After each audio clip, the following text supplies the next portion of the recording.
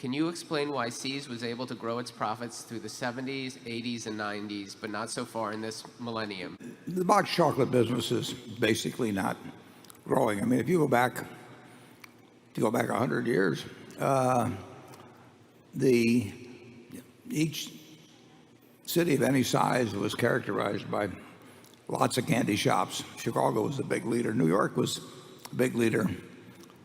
Believe it or not, the predecessor company to Pepsi-Cola was a company with the most, it was a company called Lofts that had the most candy shops in New York City. It was a candy shop company originally that a fellow that, what was his name? Yeah, what was it, Frank? Guff. Yeah, he acquired Pepsi for a few $1,000, stuck it in Lofts, and the corporate name, if you go all the way back on Pepsi, is Lofts. So there were loads of candy shops around every place, and including in Omaha. Box chocolates have lost position dramatically. Primarily, I would guess, to salted snacks of one sort or another, various things. See's has done remarkably well, far better than any chocolate company in the country. Russell Stover did very well for a while, very well, with a different business model. But they ran into their problems as well. So we can't do much about increasing the size of the market. And we've tried a lot of ways, and we've tried moving out of our strong geography multiple times. I mean, Charlie and I looked at what we were earning in California in the 70s and said to ourselves, if we can do this in 50 states instead of one, we'll get very rich. So we tried it, and we didn't get very rich. It doesn't travel that well. Well, sometimes it does, and sometimes it doesn't. And you figure out whether it's going to work by trying it.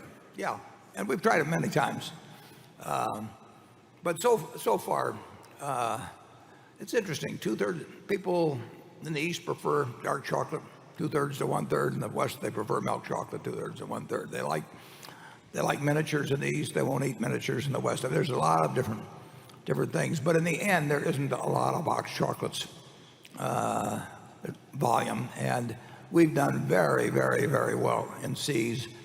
And it not only has provided us with earnings that we've used to buy other businesses, so we've added lots of earnings power through See's beyond the earning power we've added at See's.